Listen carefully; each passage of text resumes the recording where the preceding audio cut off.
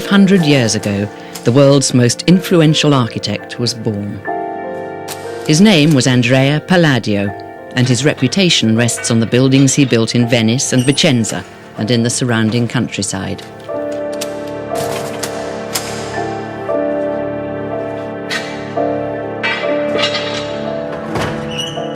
Above all, Palladio is celebrated for his villas, the 30 or so country houses that he built for local aristocrats.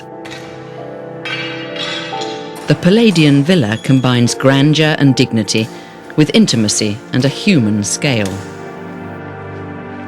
For many, the Palladian villa is quite simply the perfect house.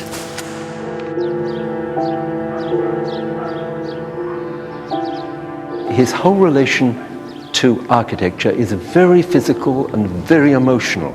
He liked architecture to make you feel good. One of the things that I notice people comment on is how satisfying the rooms feel. And they never want to leave the villa. In fact, they're always very sad to leave this wonderful and peaceful place. I think that people consciously or subconsciously respond to what feels a comfortable space. The house for Palladio becomes a sort of temple for life on this earth. But Palladio's fame goes far beyond his buildings. By writing about his work, the architect became an ism. He wrote a very good book, a very practical book, and a very useful book, which was then reprinted and retranslated and is still being printed today. From the stately homes of England to the Washington skyline, from the plantation houses of the Deep South to the newest executive estates, Palladianism is instantly recognisable. Pediments and porticos, columns and capitals make up the vocabulary of an architectural language that Palladio taught the whole world to speak, and which we still speak today.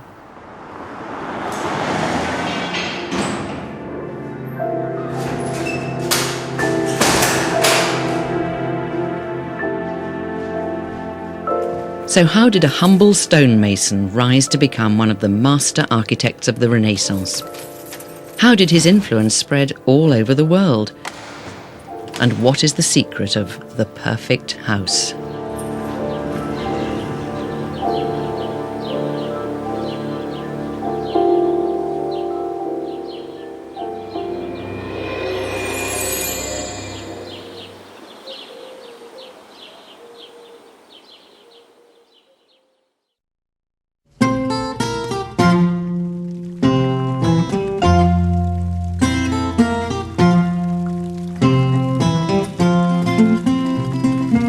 In the late 18th century, the German Romantic poet Goethe jumped into a coach and headed south to Italy. He was in the midst of a full-blown midlife crisis, but like many Northern Europeans before and since, his troubled soul was soothed by the land where the lemon trees bloom, as he memorably put it.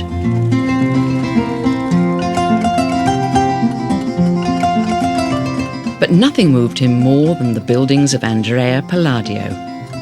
There is something divine about Palladio's talent, he wrote, something comparable to the power of a great poet.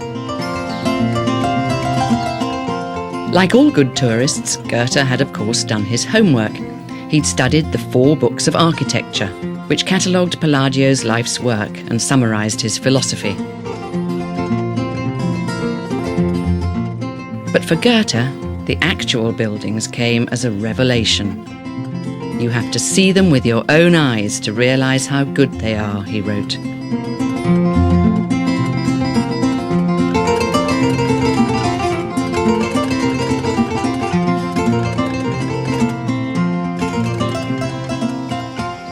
Today, it's not only possible to see a Palladian villa with your own eyes, you can stay in one too.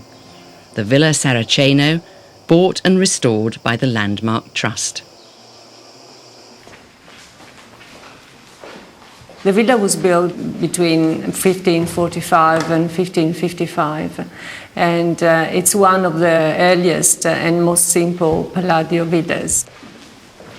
Lorella Graham has known the villa ever since it was opened to the public in 1994.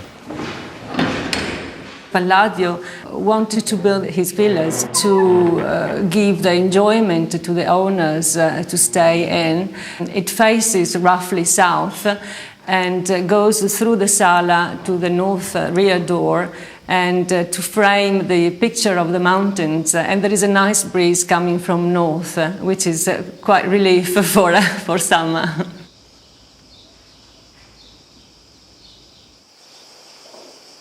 His whole relation to architecture is very physical and very emotional. It's something intuitive and instinctive, which has to do with the way in which Palladio felt, experienced, imagined architecture as being something very much in contact with your whole being and with your body. And he liked architecture to make you feel good, not to make you feel anxious, not to make you feel that the world was an unsafe place, as he knew very well that it was, but to make you feel good, to be a consolation. The visitor's logbook provides further testimony to the feel-good effects of Palladian architecture on those who experience it firsthand. Lots of visitors who come and stay at the villa are people who are interested in architecture, of course, and in art. And some of them leave nice drawings and themselves, and they write their experience at Villa Saraceno. And they're all very enthusiastic and excited about coming here, and they never want to leave the villa. In fact, they're always very sad to leave this wonderful and peaceful place, which is the same feeling that Palladio wanted for his customers to have, to get away from the worries of the city and find a peaceful and quiet and thoughtful situation, environment where people can relax and enjoy the countryside. And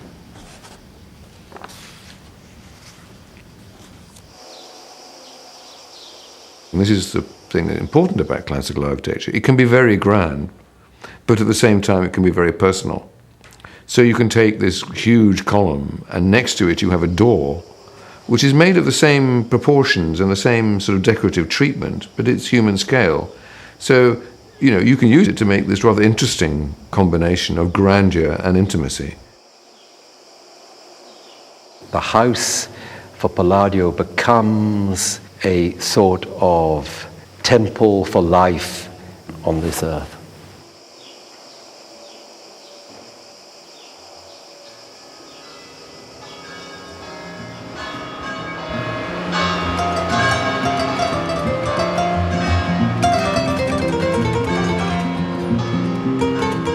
Palladio was born in Padua 500 years ago.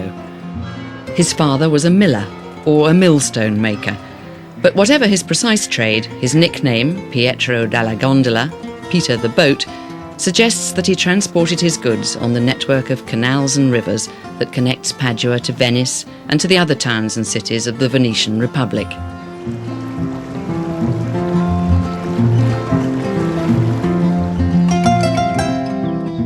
The region is now known as the Veneto, and its glory, then as now, lay not in the rather nondescript landscape, but in its cities, Padua, Verona, Vicenza, and of course Venice itself, where merchant princes ruled their republic from the Doge's palace with a ruthless hand.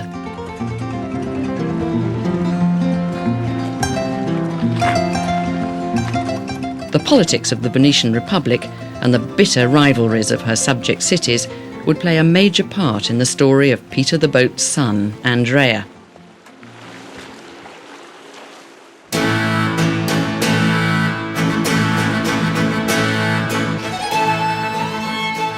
Palladio was a child of war. It broke out the year that he was born, and it would reignite periodically until he was in his 20s. But when the war finally ended, and the plague and famine that accompanied it died away, Palladio would be perfectly placed to take advantage of a post-war building boom. But first, he had to learn a trade.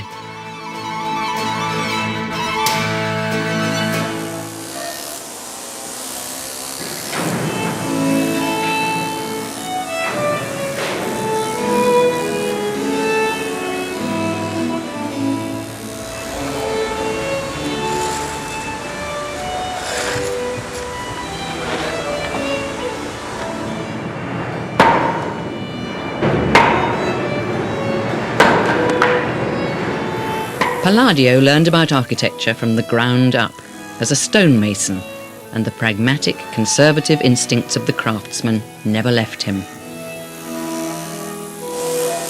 He was apprenticed in Padua, but ran away to Vicenza, where he joined the local stonemasons' guild. Vicenza was far smaller than Padua, but for Palladio it was a good move. Though he would never become rich, he would become famous here, a result that, from the little we know of him, he would have been happy with. According to well-founded legend, Palladio's big break came here, at the Villa Trissino on the edge of Vicenza. Palladio was lucky that his talents were recognized by Gian Giorgio Trissino, a Vicenza aristocrat. When Trissino built a house for himself, a country villa at Cricoli, he contacted a highly respected company from Vicenza.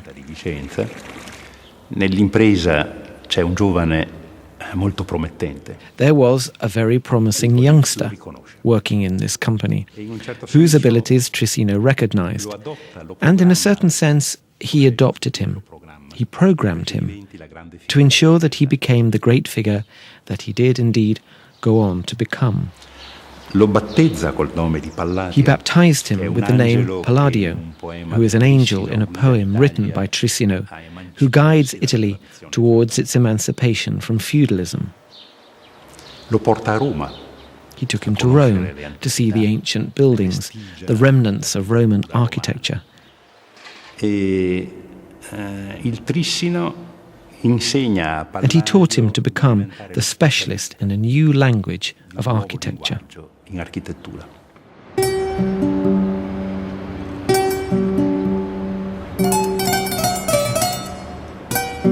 The essence of Palladian architecture is its relationship with ancient Rome. And of course it was a time when, unlike today, when, the future is something one is supposed to look to for guidance, then it was the past that you looked to, and particularly the antique past, the ancient world, ancient Rome.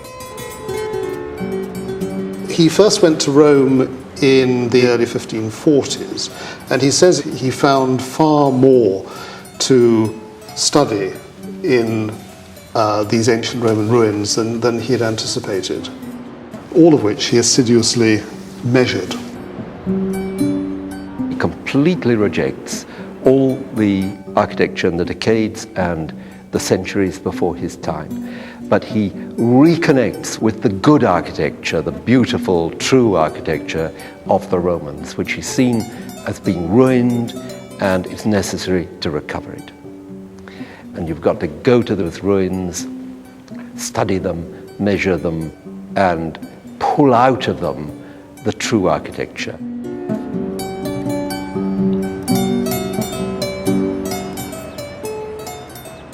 The Pantheon was a building that was probably one of the most important buildings in Rome for Palladio, probably because of the rather simple, massive quality of the building.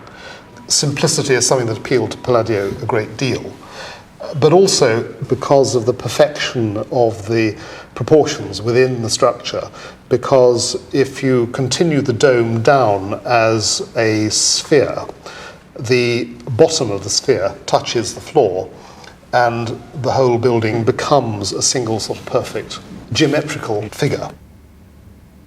Palladio's appreciation of the Pantheon was inspired by the ancient Roman architect Vitruvius, whose 10 books of architecture formed a key part of his education in the library of Gian Giorgio Trissino.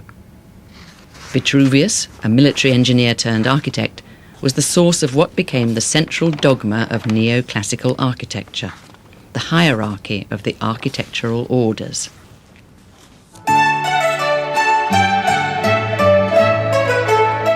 That's a series of different kinds of column that held up a series of beams, effectively.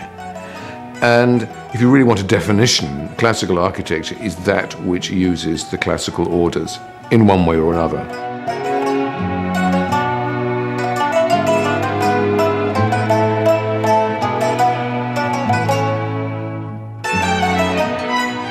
The basic orders are Doric, Ionic, Corinthian, and Composite. There's also a fifth order, which is called Tuscan, which is a very primitive Doric. There's enormous variety about them. And they start from very plain fat ones to quite thin decorated ones. That's roughly how it goes. As you go from Tuscan Doric up to Composite, they get progressively more elaborate. Not only do they get more elaborate, the proportions change quite considerably. They get bigger. The Doric is quite stocky, but then when you go up to Ionic and Corinthian, they get taller and more slender. Each one of those relates to a human figure. So the Doric order, which is the shortest one, that is a man. And the Corinthian order, which is one of the taller ones with a decoration on it, that is a maiden, it's a young woman. That's rather nice, really. Vitruvius talks about buildings having bodies, and he talks about the component parts of buildings as being their members. So this is almost like tailoring. It's like dressing the building in the most appropriate way. But Vitruvius offered far more than fashion tips to the aspiring architect. His book contained within it the seeds of a rigorous system of architecture that Palladio would elaborate and make his own.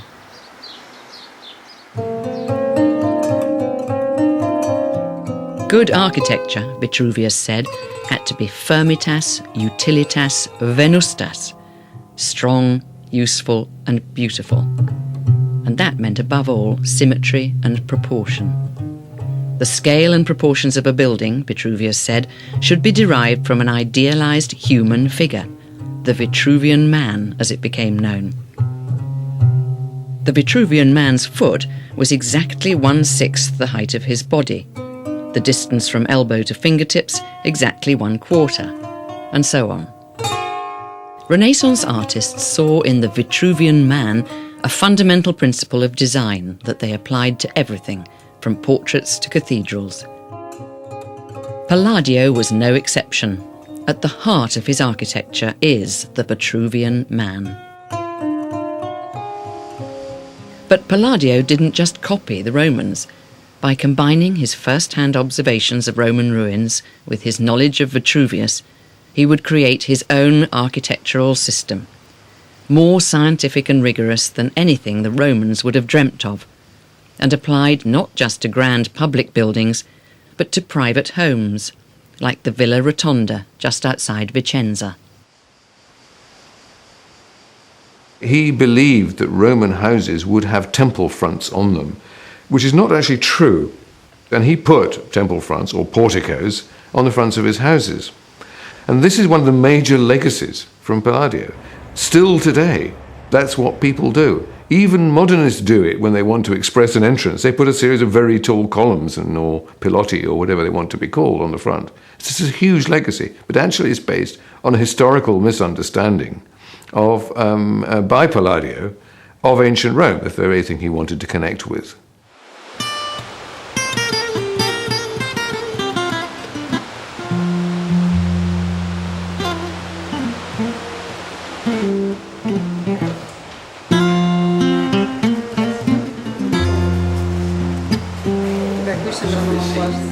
In Palladio's day, the profession of architecture was still in its infancy. The great public buildings of the Renaissance had been designed by recognized artists, like Michelangelo or Raphael, or built by anonymous master builders. The idea of a dedicated professional who created an original design on his drawing board and then saw it through to the completed building was still relatively new. One of the distinguishing marks of this new breed was the ability to produce highly detailed technical drawings.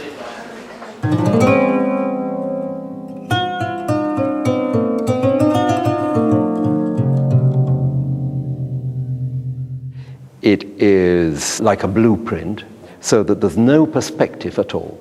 This is as if you had put a great sheet of transparent plastic in front of the real thing and just traced it, point for point. This is a convention which has a very long history. It goes right back to ancient Egypt. It was used by the Romans, used by Gothic masons. But in the Renaissance, people became so excited by perspective, because perspective was like computer graphics, that often they abandoned it. Then there is a sort of repositioning for which Raphael, the great painter, was in part responsible. And he wrote a letter to the Pope saying, when you're making architectural drawings, you should use this method, the architect's true method, because you can take measurements from everything. Per poter però controllare I sistemi complessi. If you want to control complex systems and nature, you have to be able to measure them. And you also have to be able to pass on a system of measurements to the people who do the building work. Chi costruisce un sistema straordinario di misura. Tant'è vero che Palladio, che scrive I suoi 4 libri dell'architettura nel 1570, inizia. Palladio, who wrote his 4 books on architecture in 1570, begins his books, and his second one in particular, with a measurement known as the Vicenza foot. Il piede vicentino. Questa è metà. This is a half of the Vicenza foot. Quindi lui dice, gentili signori. So he says, gentlemen, this is the measurement, and you should take it into account. Because from this point onwards, I'll only be giving you the numbers. My drawings will contain numbers, and the numbers are based on this measurement.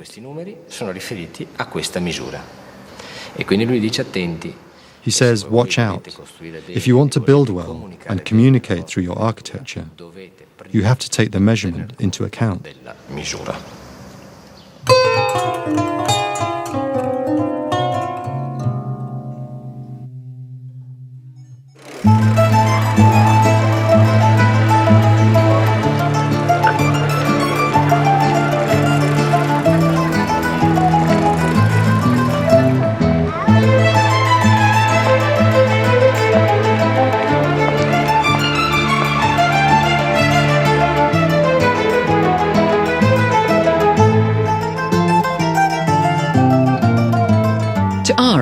Palladio's architecture seems classical and even conservative, but to his contemporaries it was something daring and new.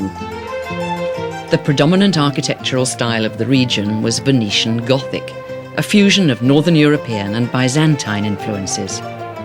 Palladio had something very different in mind. He showed the shape of things to come with the Palazzo Chiericati. Palladio had his architectural degree with these buildings. He designed a building that was never seen before. The site was very particular because we are in the edge of the old city, in front of the harbor of the city, where the boat came from Venice. And so you are in the front of the water door of the city. Is really your entrance in Vicenza. And the idea of Palladio is to build this white statement, because you have to think that in the 16th century, Vicenza was full of colors, because all the facade of the buildings was with fantastic color, was decorated with fresco outside, and was also red of bricks.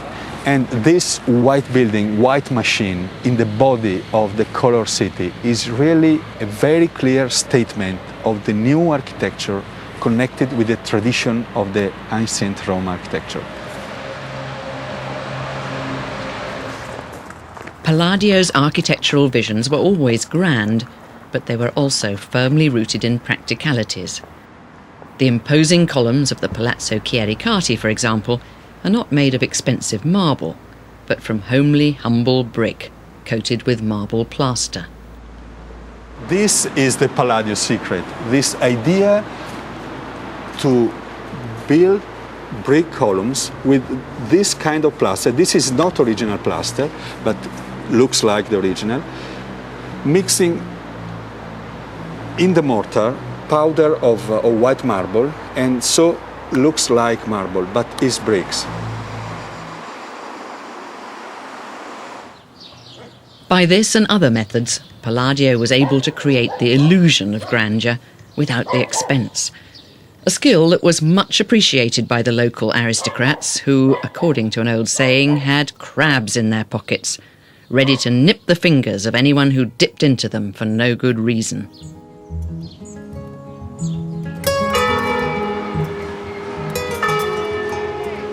Less wealthy than the trading centre of Verona, less prestigious than the university city of Padua, less powerful than the Republican capital Venice, Vicenza's regional standing rested on its reputation for high-quality silk and hard-headed business.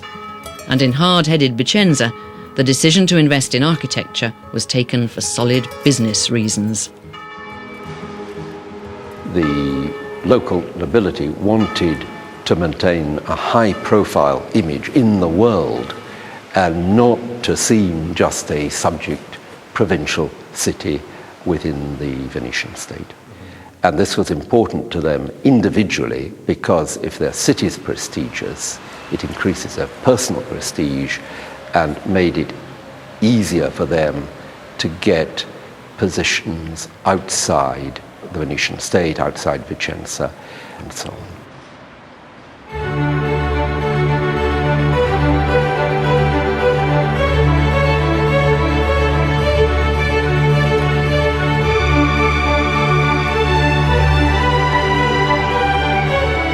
In return for working on prestigious private projects, Palladio was given the chance to tackle the city's most important public buildings. Just around the corner from the Palazzo Chiericati is the Basilica, the civic heart of Vicenza since the Middle Ages.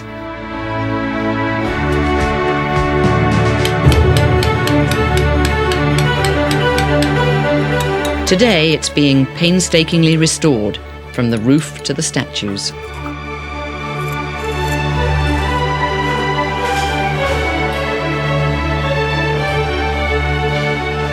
Four and a half centuries ago, it was Andrea Palladio who restored the basilica. The original building had been in the Gothic style, of which Palladio disapproved.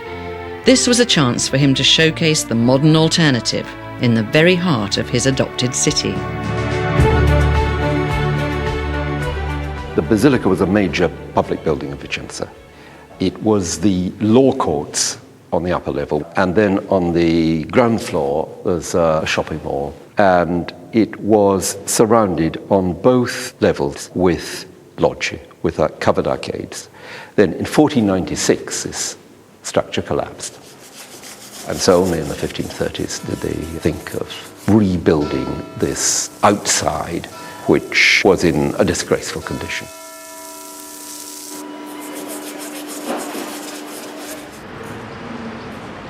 Palladio came up with a bold scheme, proposing to the city council to wrap the basilica's medieval core in a new Roman dress. You can say that he put ancient cloth in medieval bodies of the building in the same way in which his patrons represent themselves in the stage of the Olimpico as Romans.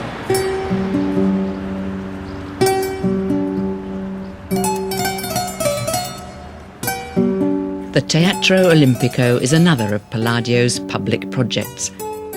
It offers a utopian image of a city, dignified, virtuous, Roman. an ideal to which Vicenza's aristocrats aspired.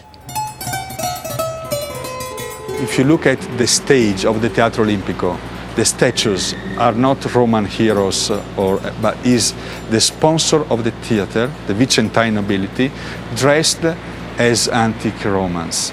So is this identification between the marvelous past of Rome and the present. But Vicenza in Palladio's time was more like the Chicago of Al Capone than the Rome of Augustus Caesar.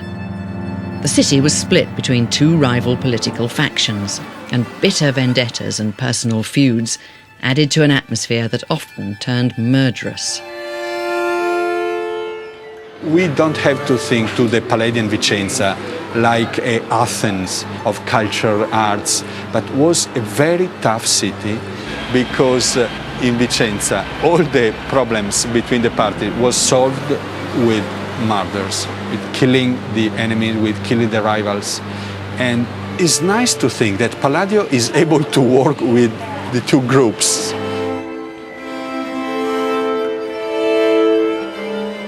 It does indeed say a lot about Palladio's personal charm and powers of diplomacy that throughout his career he worked all sides of the political and personal front lines that divided the city. He seems always to have been a consummate professional, charming his difficult clients and always being realistic about the compromises they imposed on him. The architect is frequently obliged to accommodate himself to the wishes of those who are paying, he wrote in the 4 books. Architecture, he added, is a profession everyone is convinced they know something about. But even while he worked hard to keep his customers satisfied, he quietly pursued his own agenda, which was aimed at loftier ends than aristocratic one-upmanship.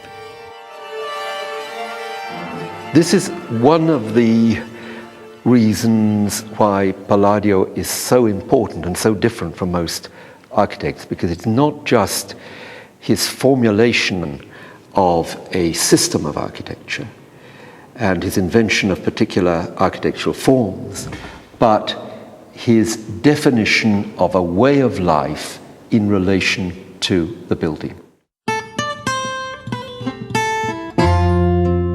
He gives you a great sense of dignity, propriety, a sense of the building as a setting for a superior sort of life, not socially superior, but morally and intellectually superior. And he talks about the gentleman. And he really is not just receiving from the culture of the time a picture of a particular figure. He is creating it, molding it,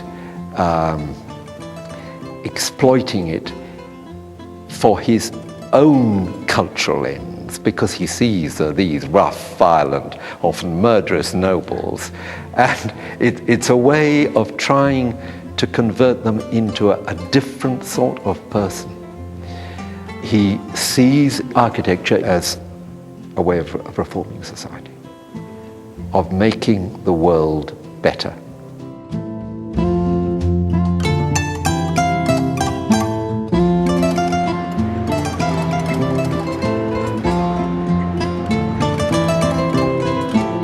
Palladio made the world a better place in big ways and small, from Vicenza's imposing basilica to the elegant covered wooden bridge he designed for the town of Bassano.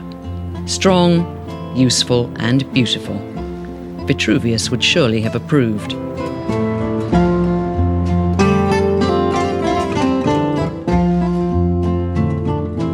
But it was in the country villas that Palladio's idealism and ingenuity came together to create something new in the history of architecture.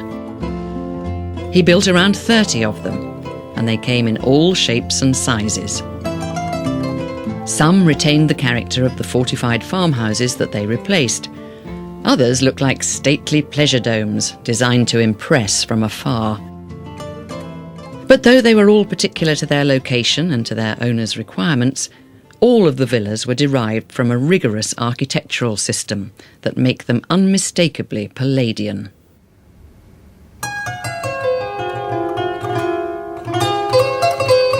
Taking his cue from Vitruvius, Palladio developed a modular system that laid down the ground rules within which each villa played an elegant variation. All of Palladio's villas were symmetrical, and the suites of rooms that were arranged around the central hall were strictly proportional to each other.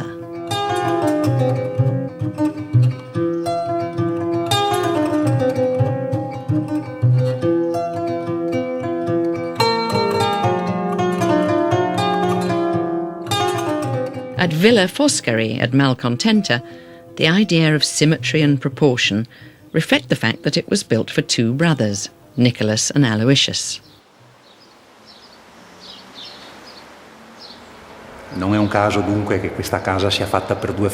It's no coincidence that this house was built for two brothers. Each of the two brothers had his own apartment, and each apartment is made up of 3 rooms, which demonstrates the extraordinary simplicity of Palladio.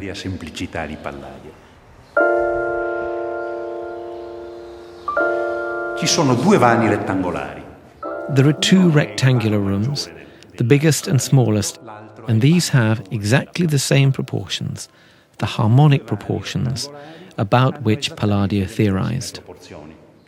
The biggest room generally opened towards the north, so that it was cool during the summer, while the smaller room, on which the sun beat down, faced south, to ensure that it was warm in winter. These details help explain the practical sense of Palladio's architecture. And it's interesting to note that a man of such theoretical intensity could also pay close attention to the real nature of things.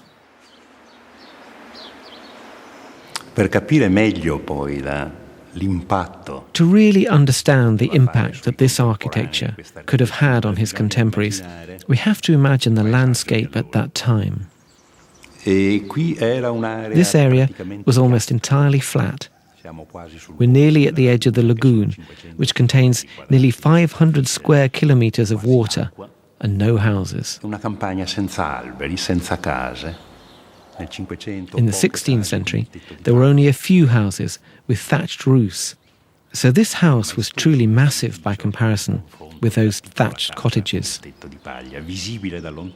It was visible from a distance, enigmatic, a magic cube based on a rule that proclaims its own law, but which is difficult to understand. It was like a great voice that spoke in the desert.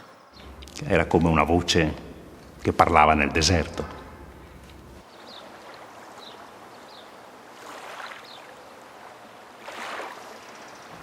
La casa è costruita lungo un canale navigabile. The house is built along a canal, and anyone travelling along it in a boat saw the building not only from the front, but also as if it was rotating. This innovation is the result of a theory, and this type of beauty is a theoretical beauty. It's what you might call the poetry of the rulebook.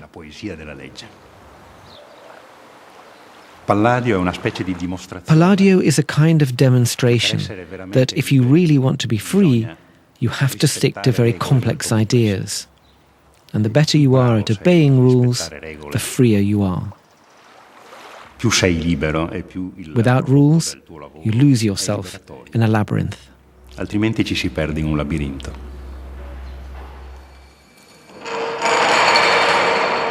But for all his high-minded aspirations, Palladio never forgot that for his clients, their country houses were more than exercises in architectural theory. These were working buildings, with a very particular job to do.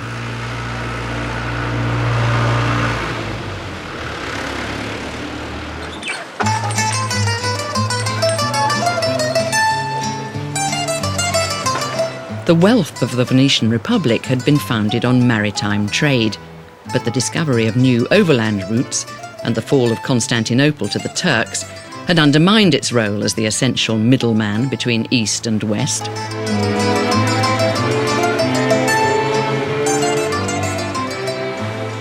So instead of the sea, Venetian noblemen had started to look to their own backyards for ways to make money, to an area they called the terra firma.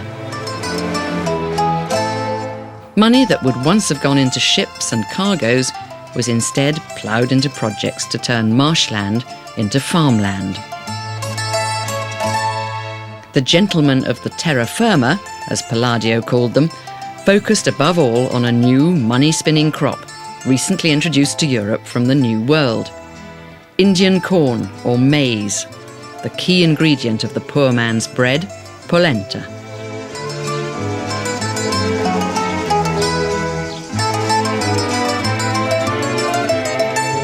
Typically, a Palladian villa was divided into 3 floors: a bottom floor for the kitchens, a grand middle floor where the family lived when in residence, and a top floor which functioned as granaries and food stores. Did Palladian villas smell? The answer was yes. They smelt of the farmyard.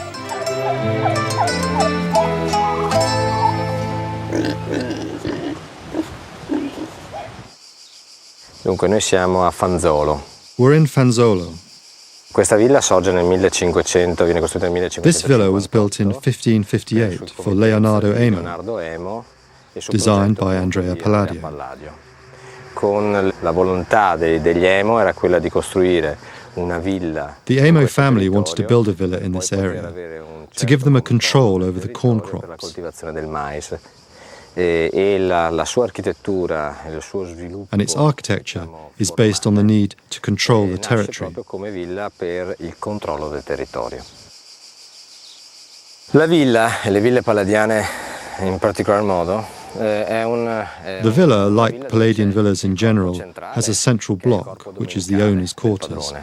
E le 2 ali laterali, quella di destra e quella di sinistra, che sono le barchesse, sono questi 2 lunghi portici dove tra l'altro i contadini. The 2 barchesi to the side are these 2 long porticos, where the workers could take shelter, and where they could go on working, protected from the sun and rain. E alle 2 estremità delle 2 barchesse troviamo queste, diciamo. At either end of the barchesi, we find these 2 little structures, which are dovecots, where the carrier pigeons live. Sono le 2 colombare, le abitazioni dei piccioni, dei colombi, che venivano ovviamente. They were kept here throughout the year, and when the owners were in residence, they were sent back and forth to Venice. You could get messages to Venice from the villa in 45 minutes. E la villa.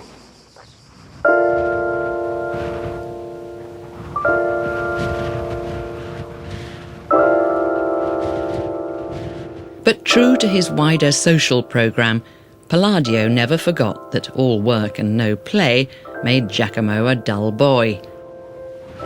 The villa wasn't just an economic hub, it was a spiritual one too. Palladio explains in a very clear way what you do in the villa. He says that in the city the important gentleman will attend to public business and so on, but in the country he will manage his estate, try and increase his income by land improvement and things of the sort. He'll take exercise, which is good for the body and for health, and he will devote himself to study and cultural relaxation. It's a whole lifestyle.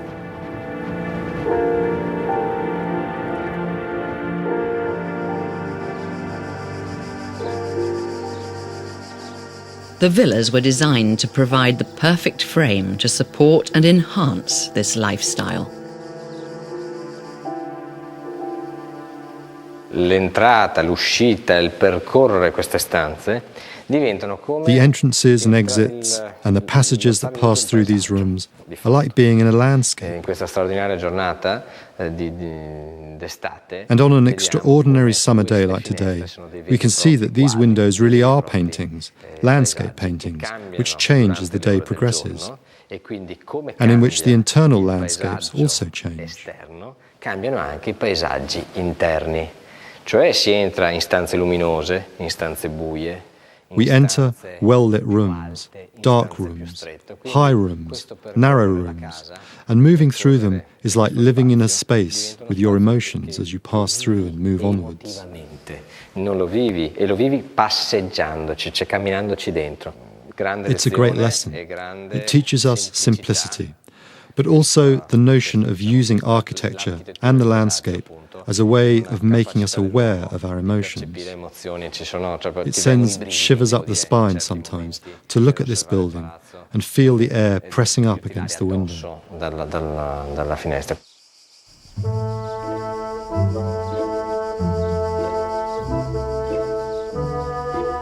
Today, the intimate link between Palladio's houses, the families that owned them, and the land they once dominated has been largely severed. Villa Amo, for instance, has recently been sold to a bank after nearly 450 years in the same family. And elsewhere, the fields that were once the villa's raison d'etre have been sold off. But at the Villa Barbaro in Mazères, house and land are still united.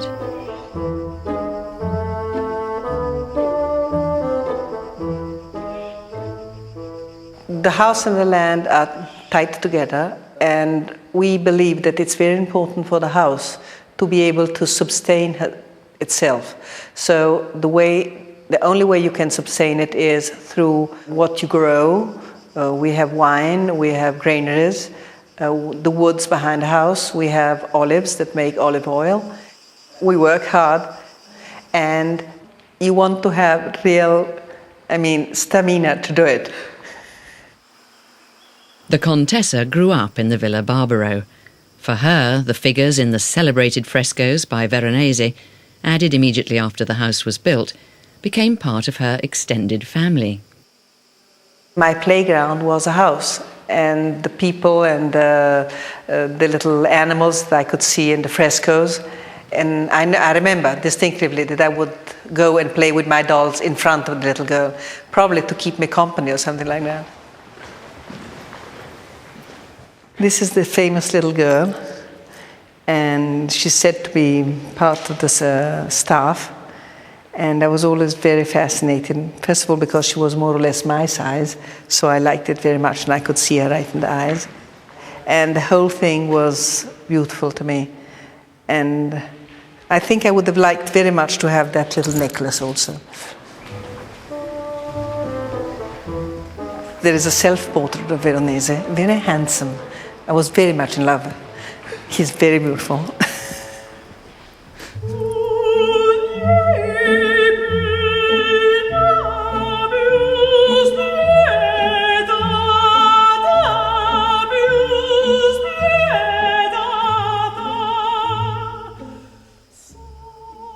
While the lady said to be his wife, who is right on the other side, has a really very ugly face.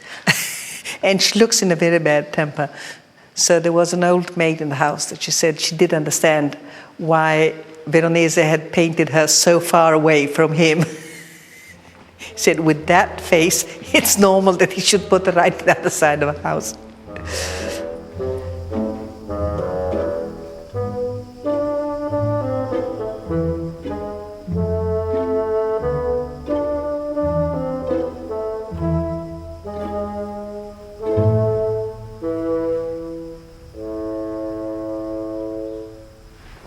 Oh, and then there is one other thing. I don't know if you've seen it. Come, I'll show you. And that is the Villa di Mazères. There on an imaginary landscape, but there it is. And exactly as it was at that time.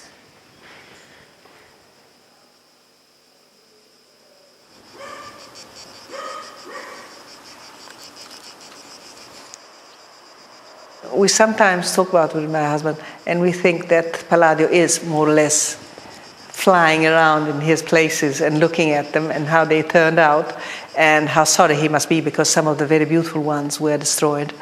But we think that he's rather happy here. He comes to relax here because at least there is a little green around, and it still gives the idea of what the house was meant, that is, say, a farm.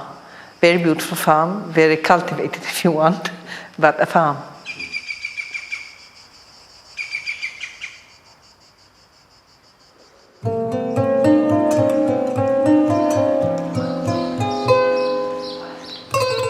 Palladio's legacy doesn't just consist of the buildings that he built. It also includes the buildings he inspired others to build, thanks to the 4 books of architecture. He wrote a very good book, the Quattro Libri, or the 4 books. Show off, you can do it in Italian. A very practical book and a very useful book, which was then reprinted and retranslated and is still being printed today. The first book is the book which deals with, after a very brief discussion of building materials, it goes on to discuss the architectural orders and all the rules. Very brief explanations, and he's certainly not wearing his readers out with long text. It's the way that he does it that's so important. It's very accessible. Accessible words, accessible images. And as Charles is doing now, you can open the book at pages and get a wonderful sense in one brief glance what's going on. It was aimed at architects as well as patrons. It was meant to educate both, to raise the standard and expectations. For all its down-to-earth practicalities and workmanlike tone, the 4 books is a highly idealised vision of what architecture could be. Freed from the inevitable compromises imposed by location, budget and client, these are dream books of architectural possibilities. And since their publication, many have dreamed the dream.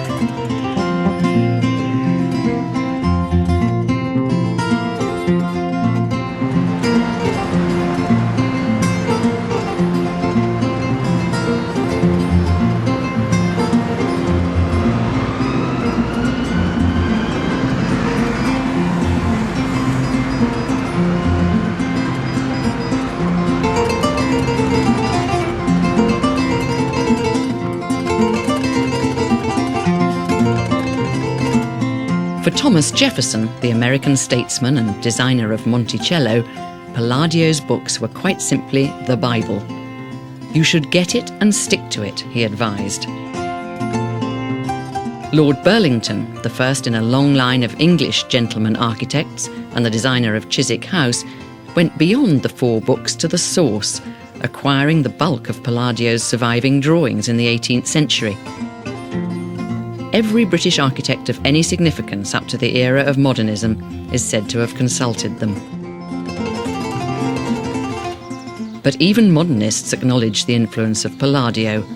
Le Corbusier visited Villa Foscari in the 1920s and 30s and is said to have been inspired by its monumental character and its fusion of art and architecture to attempt his own groundbreaking modernist villas.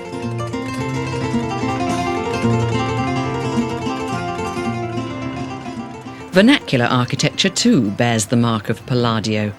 In fact, many of our most fundamental ideas about what makes houses grand or desirable are derived directly from Palladio and his take on the architecture of ancient Rome.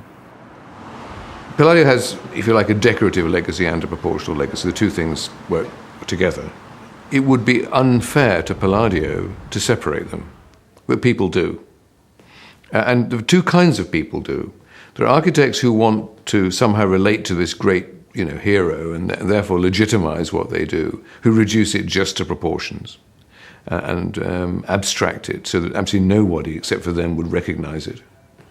And there are also those who, on the other end of the scale, who believe that actually, because it's called Palladian architecture, if you don't do things that Palladio did, it's not classical. And this actually rather suits the people who don't believe you should be doing any classical architecture at all. They quite like this, because they can also say, oh, well, this is just copying stuff out of books, isn't it? This is photocopying Palladio's Quattro Libri and sticking it in front of your building. I mean, I've had that said to me. So It suits. Well, it comes from one side out of ignorance, masquerading as knowledge, and it comes out of the other side as a put down.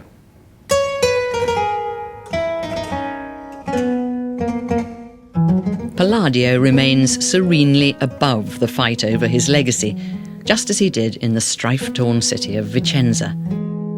Speaking always in the sane, practical voice that can be heard in the 4 books of architecture, he puts himself at the service of whoever needs him. You get a voice, and that is a voice which is modest, which is concerned with doing his job properly, which is always stressing the need to serve other men and to be socially useful. But there's also ambition and there's also justified pride.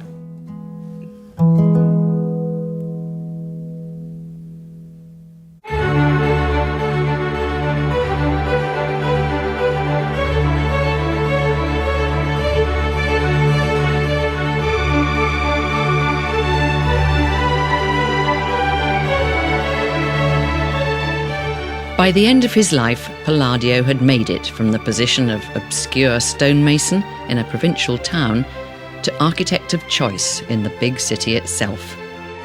Though it prided itself as the home of Gothic architecture and much else that was quintessentially Venetian, Venice could no longer ignore Palladio's radical new ideas. And so it is that every year in July, Venetians celebrate the feast of Il Redentore, the Redeemer, to mark the passing of a terrible plague that claimed the lives of 500,000 citizens. And the focal point of their celebrations is the church of Il Redentore, commissioned in thanksgiving and designed by Andrea Palladio. The outsider has become woven into the fabric of the city.